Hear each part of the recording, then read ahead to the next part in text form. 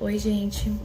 O vídeo de hoje é um vídeo mais intimista, onde eu vou estar falando com vocês a respeito de coisas que eu passei agora na minha gestação, para servir até de alerta para outras mães, para outras pessoas, porque isso é de modo geral. Sempre confie nos seus instintos. Sabe aquela coisa de que quando vem uma dúvida na sua cabeça você fica, bobagem? Não tem problema? Isso deve ser besteira minha. Eu tentei ignorar, eu tentei deixar pra lá algumas situações que vinham acontecendo no meu pré-natal. E graças a Deus a gente conseguiu tomar um rumo diferente. Acho que o estalo, né? Deus teve misericórdia e deu esse estalo tanto na minha cabeça quanto na do meu marido. Vou contar pra vocês algumas situações que aconteceram e que eu cheguei a comentar muitas vezes nos meus stories no Instagram. Quem me acompanha no Instagram sabe que eu geralmente compartilho, falo as coisas lá, tudo o que tá acontecendo.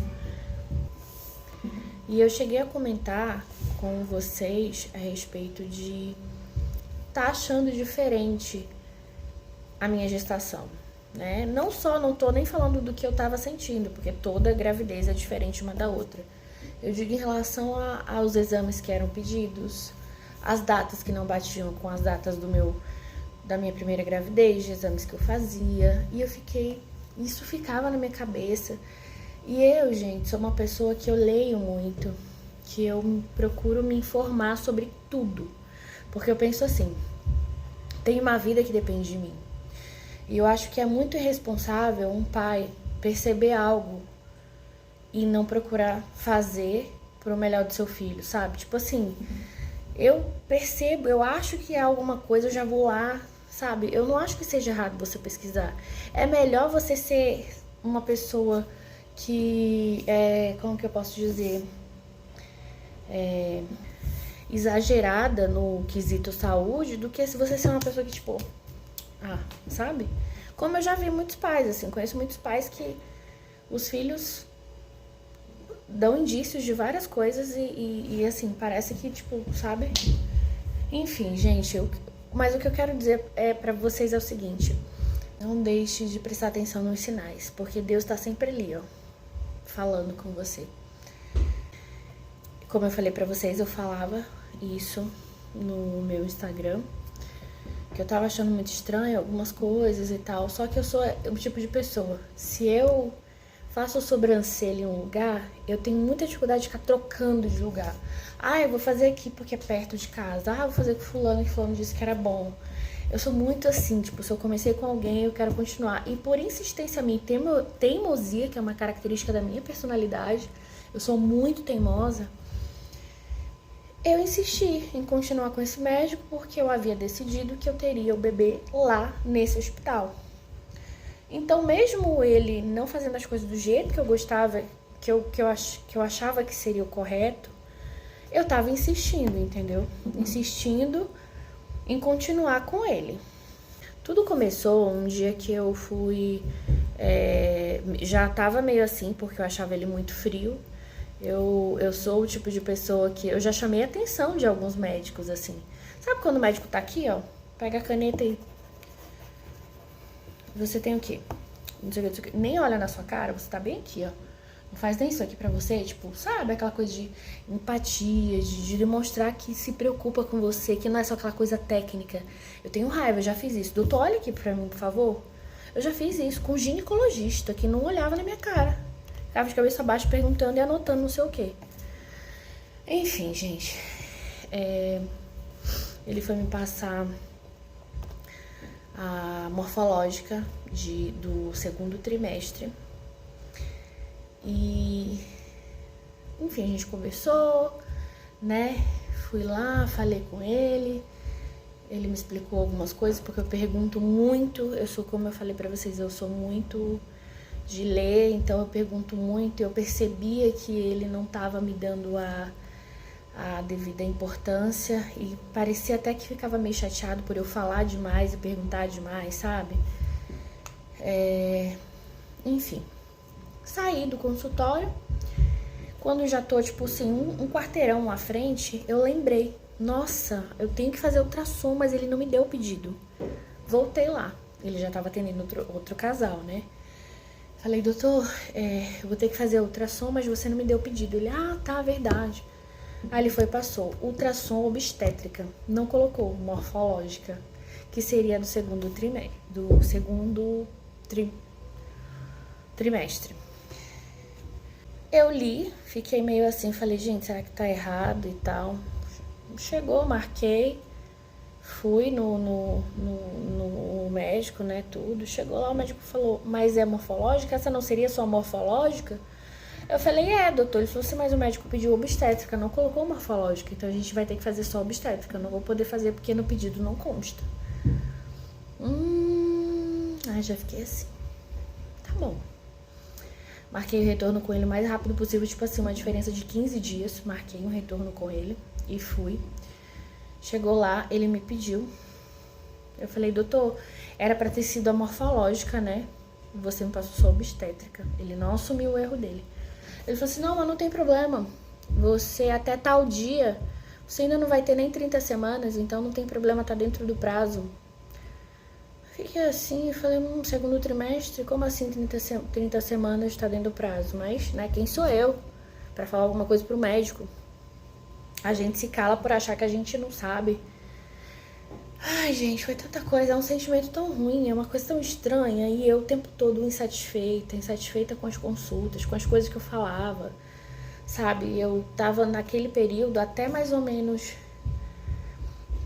umas 30 semanas, mais ou menos, eu tava tendo picos de ansiedade muito forte, então minha pressão subia muito. Passei mal inúmeras vezes, assim, toda semana eu tava no hospital. Toda semana ou eu ia no postinho aqui perto de casa, ou eu ia no hospital mesmo que eu havia planejado ter o meu filho. Tô muito cansada e ofegante pra falar. Enfim, eu fiz isso, né? Não deu ouvido aos sinais, ele me passou essa ultrassom. Eu já tava com 28 semanas quando eu fiz. E tipo assim que ele passou, eu já marquei logo, porque aquela coisa, né, batendo aqui, martelando na minha cabeça, tá errado, tá errado, tá errado. E ele me pediu a eco também, eletrocardiograma com Doppler do feto. Só que esse aí eu realmente não tinha muito conhecimento. Eu lembro de ter feito, mas eu não lembrava a data que eu havia feito, né. Fiz os exames, fiz a ultrassom morfológica e fiz o eletro. Aí tá, a última consulta que eu fui com ele foi essa, que eu fui, inclusive, com meu marido. E o Jefferson, a gente já saiu de lá e falou assim, não gostei desse cara. Achei ele muito sério, muito, tipo, não dando muita importância. Eu tinha levado os exames da glicose que eu havia feito. Sabe, tipo assim, sobe aí, faz isso. E não sei o que, não sei o que. E anotava, tipo, não tinha aquela troca de, sabe, de você se sentir acolhido e tal. Imagina uma pessoa que está afastada do seu trabalho porque teve crise de ansiedade, depressão, e foi uma fase muito difícil, ainda tem sido, graças a Deus, assim, melhorou bastante agora nesse final, mas eu tive picos fortíssimos, assim, crises muito, muito fortes mesmo, e é um momento de fragilidade, que a gente quer se sentir acolhido, a gente quer se sentir ouvida, né? A gente quer isso aqui. E eu não tinha. E aí o Jefferson foi comigo nessa última consulta com ele e não gostou. E começou a me falar.